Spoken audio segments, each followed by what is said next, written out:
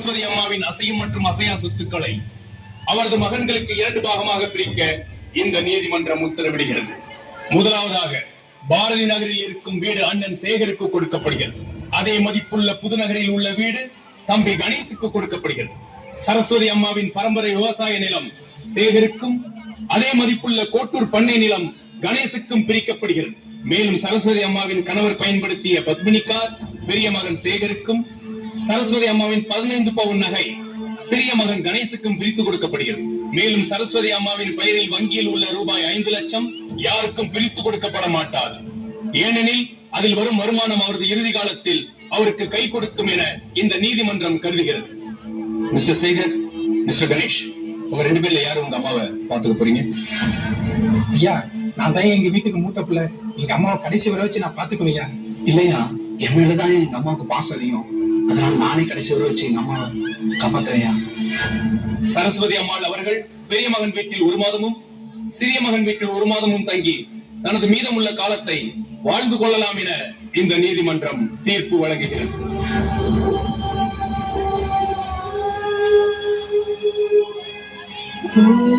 காட்சி 2. இடம் மூத்த மகனின் இல்லம். கதாபாத்திரங்கள் அம்மா, மூத்த மகன் மற்றும் மருமகள்.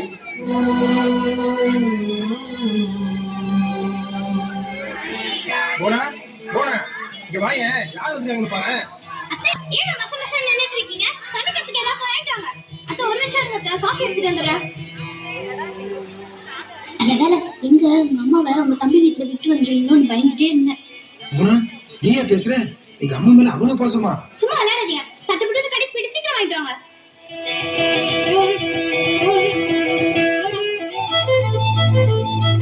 நான் உங்ககிட்ட அதை வாங்கிட்டாங்க இதை வாங்கிட்டாங்கன்னு கேட்டேன்.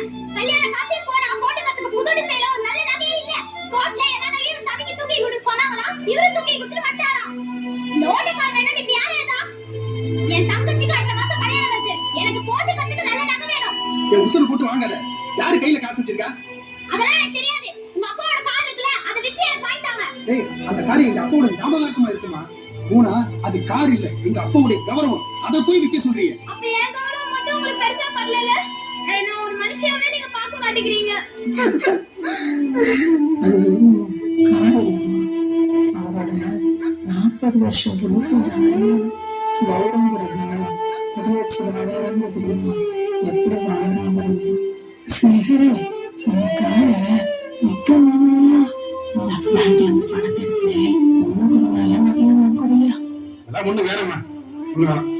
நீ என் புள்ளப்பா, உன் முகம் வாழனா என்னால தாங்க முடியாதப்பா. இந்த பேங்க்ல இருந்து பணத்தை எடுத்து உனக்கு ஒரு நல்ல நகையை வாங்கி கொடுப்பா.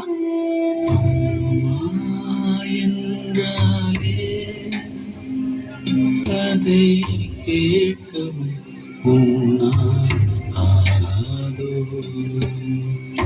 ஆரோ ஆரீரோ அதை பாடவும் உன்னால். காட்சி 3. இடம் இளைய மகனின் இல்லம்.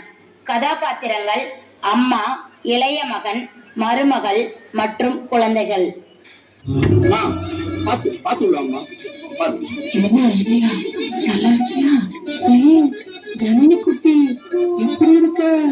அப்படியா? எங்க அம்மா வந்திருக்காங்க, வாங்க ஒரு வார்த்தை கூட்டா கொஞ்சம் போயிடுவா. உங்க அம்மா பண்ண வேலைக்கு இது ஒண்ணுதான் குறைச்சல். என்னப்பா கணேஷ், அம்பிகா ஏன் கோவமா இருக்கா? இந்த இன்டீரியர் ஒர்க் எல்லாம் பண்ணி கொஞ்சம் வீட வேற மாதிரி மாத்தணும்னு நினைச்சிட்டு இருந்தா இருக்க எல்லா படத்தையும் உன்னோட மூத்த பிள்ளைகிட்ட தூக்கி கொடுத்துட்டு வந்திருக்க. இல்ல நீ உன் மனசை என்னதான் நினைச்சிட்டு இருக்க? மூத்தவன் மட்டும் தான் பிள்ளையா? பண்ணாலா?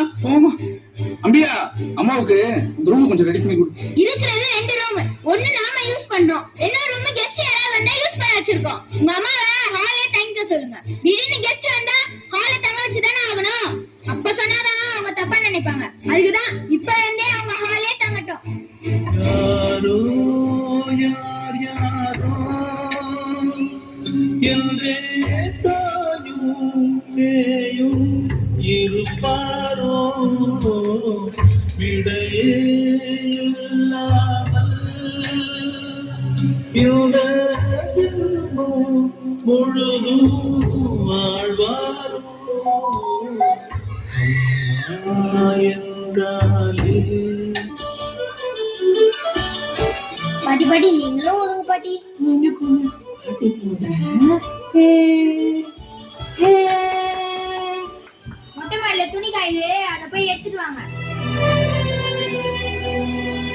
ஏய் ஜனனி, எத்தனை வாட்டி சொல்லிருக்க அக்கா யூஸ் பண்ணல யூஸ் பண்ண கூடாதுன்னு. அவங்க வாய் வச்சு ஊதுனல நீ வாய் வச்சு ஊதுற. It's not hygienic. Do you have sense? Well, you can't do homework and all say. Go. என்ன பண்ணிட்டு இருக்கீங்க? இப்பதாம்மா இட்லி ஊத்தி வச்சிருக்கேன். காய்கறி எல்லாம் வெட்டி வச்சிட்டேமா. ரமேஷ் எந்திரிச்சுவாரு. காபி போட்டாச்சா? அவன் எந்திரிச்சுன்னா சூடா போட்டு தந்துடுறேம்மா. நீ குளிச்சு கிளம்பி வரதுக்குள்ள மதிய சாப்பாட்டி கட்டி வச்சிடறேம்மா. போமா நீ போய் சொல்லிடா. வேகமா பண்ணுங்க, 8 மணிக்கெல்லாம் எனக்கு ஆபீஸ் போகணும். சரிம்மா. பாட்டி என்னயா? வா பாட்டி நம்ம விளையாடணும். நீ போய் பல்லு விளக்கிட்டு வா, உனக்கு பால் தரேன். அப்பாவே அம்மாவே எல்லாத்தையும் விட்டுட்டு நம்ம விளையாடலாம். சரியா? வா பாட்டி, நீ எதுக்கு எடுத்தாலும் வேலை பார்த்துக்கிட்டே இருக்க. இதை கூட நானுமே மாடுகிறேன் பாட்டி.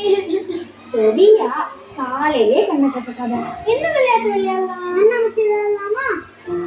சரி, நீ கண்ணை பத்திக்கிறியா நான் கண்ணை பத்திக்கிட்டா? நீனே கண்ணை பத்திக்க பாட்டி. சரி. பாட்டி இங்க இருக்க. எங்கயா? இங்க இருக்க பாட்டி. எங்கயா? எங்கயா இருக்க? இங்க இருக்க. எங்கயா ராகுலே? என்னத்த பண்ணிட்டு இருக்கீங்க? ஆபீஸ்க்கு லேட் ஆகுன்னு சொல்லிட்டு நீங்க பாட்டு விளையாடிட்டு இருக்கீங்க. என்னத்த எல்லாம் தீர வாசம். என்னத்த பண்ணிட்டு இருக்கீங்க? எல்லாம் தீர்த்து போச்சு. டேய், இங்க வாடா. இங்க வாடா. ஸ்கூல் லீவ் விட்டாங்க. எல்லாம் எனக்குன்னு வந்து வாசிருக்குங்க. என்ன பண்ணிட்டு அடிக்கிறதுக்கு இவ்வளவு போட்டு எப்படி அடிக்கிற?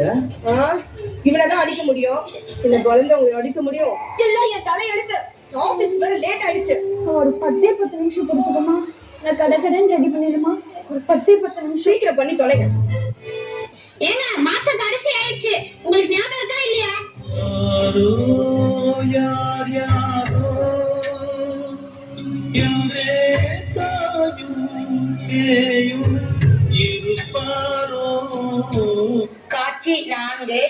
இடம் மூத்த மகனின் இல்லம். கதாபாத்திரங்கள் அம்மா.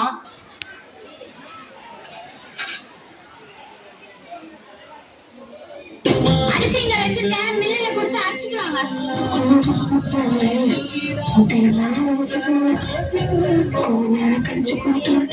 ஒரு மணிக்கெல்லாம் மில்ல க்ளோஸ் பண்ணிடுவாங்க. இப்ப போனா அரைச்சிட்டு வர முடியும்.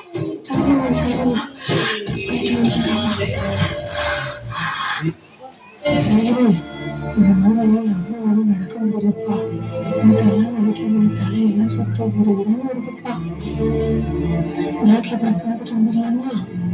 இருக்கிற ஆயத்த டென்ஷன்ல நீ வேற ஆஸ்பத்திரி போகணும், அங்க போகணும், இங்க போகணுட்டு. எனக்கு டைம்லாம் கிடையாது.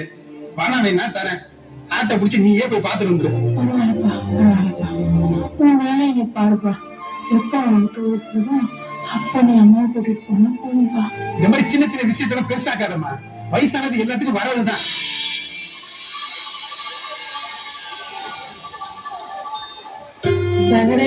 சேகரு சாப்பிட்டு தூங்குப்பா. எந்திரி எந்திரி எந்திரி, சாப்பிட்டு தூங்க. எத்தனை முறை சொல்றது? எந்திரியா, சாப்பிட்டு தூங்குப்பா. ஐயோ, குழந்தை இப்ப தோண்டு போய் கிடக்குறான். அச்சோ, ஏய் சேகரு, என்னடா ஆச்சு உனக்கு? இப்படி உடம்புல நெருப்பு கொதிக்குது. ஐயோ, இந்த ராத்திரி நேரத்துல அந்த குழந்தை நான் எங்க கூட்டிட்டு போவேன்? நான் யாரை வச்சு பாப்பேன்? என் உடம்பு எப்படி நான் சரி பண்ணேன்? எனக்கு ஒண்ணுமே தெரியல. கடவுளே, என் குழந்தைய காப்பாத்து. மாமா என்னமாச்சு? ஏமா வரீங்க? ஐயோ, என் குழந்தை உடம்பு இல்லையா? டாக்டர் எங்க இருக்கேன்னு எனக்கு தெரியலையா? நான் எப்படி போவேன்னு தெரியலையா? இங்க இருந்து 3வது சந்து முதல் வீடு தான் டாக்டர் வீடு. போங்கம்மா. டாக்டர், என் குழந்தை பார்க்கணும் டாக்டர். என் குழந்தை ஏன் பாருங்க டாக்டர். ப்ளீஸ் டாக்டர், என் குழந்தை காப்பாத்துங்க டாக்டர். இருமா கொஞ்சம் பொறுமையா இருமா. ஒண்ணும் இல்ல, கொஞ்சம் பொறுமையா இருமா. ஒண்ணும் இல்ல, சாதாரண ஜலம் தான். ஒரு இன்ஜெக்ஷன் போடுறேன், காலையில சரியாயிடும். நீங்க ஒண்ணும் பாருங்க, பொறுமையா இருங்க. அந்தோ தலைமே பேரிடி போலே காலனுமா. காட்சி 5. இடம் மூத்த மகனின் இல்லம்.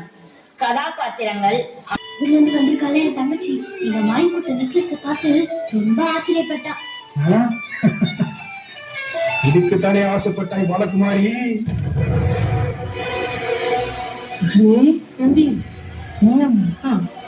என்னம்மா இந்த நேரத்துல ஏமா உடம்புலாம் நிறுத்து போறது?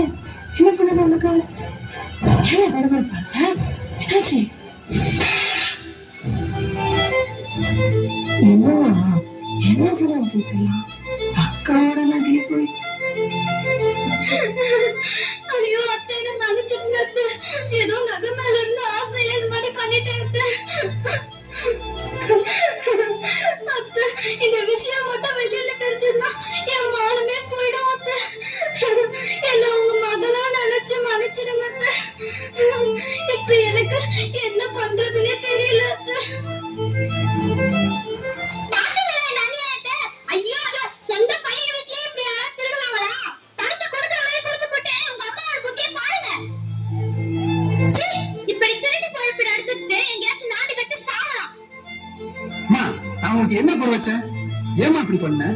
உன்னை வீட்டுல தங்க வச்சதுக்கு எனக்கு நல்ல பேர் எடுத்து கொடுத்துட்டேன். ரொம்ப சந்தோஷமா? ரொம்ப ரொம்ப சந்தோஷம். இதுக்கப்புறம் என் மூஞ்சிலே முடிக்காத.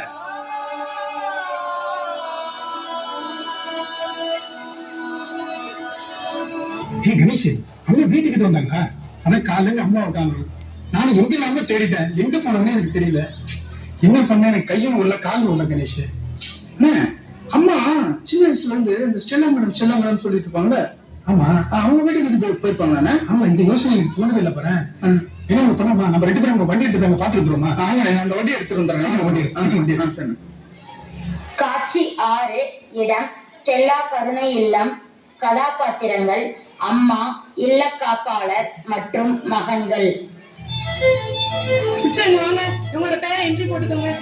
இவங்க ரூம் சீக்கிரம் அரேஞ்ச் பண்ணுங்க. மந்த்லி செக்அப்லாம் கரெக்டா இருக்கணும். இவங்கள ஸ்பெஷல் கேர்ல வச்சுக்கோங்க.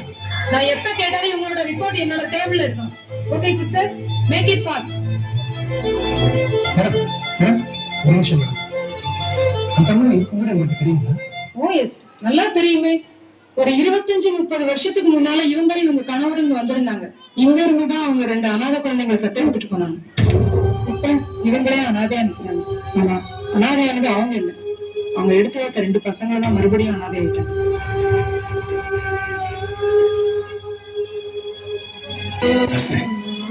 இந்த பையனே எனக்கு ரொம்ப பிடிச்சிருக்கு. பேசாம இந்த பையனே நம்ம தத்தெடுத்துக்கலாமா? ஆக்சுவலி இவன் அண்ணன், ஒரு தம்பி ஒருத்தன் இருக்கிறான். 2 பேரையும் பிரிக்கிறதுக்கு எங்களுக்கு மனசு இல்லை. சோ வேற ஒரு பையனை பாருங்க. அப்போ 2 பேரும் தத்தெடுத்துக்கலாங்க. ஒருத்தர் உங்களை பாத்துக்கிட்டாங்க, என்ன பாத்துப்பாங்க.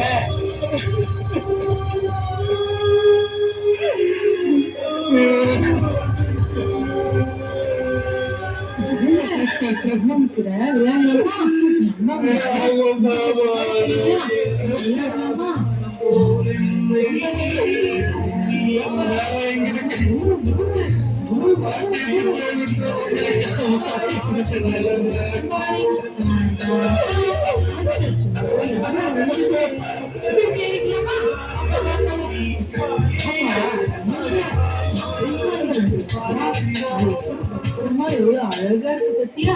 எங்க அண்ணனுக்கு சாரியா? அவன் எப்படி இருக்கா பத்தியா? என்ன சொல்லுன்னா அண்ணா கிட்ட காட்டு. சரியாப்பா? சரி, நாளைக்கு நீ பள்ளிக்கூடத்துக்கு போகும்போது உன்னை நான் கொண்டு போய் விடுறேன். சரி? பெற்றவர்களால் கைவிடப்படும் குழந்தைகள் அனாதைகள் என்றால், பிள்ளைகளால் உதாசீனப்படுத்தப்படும் பெற்றோர்களும் அனாதைகளே.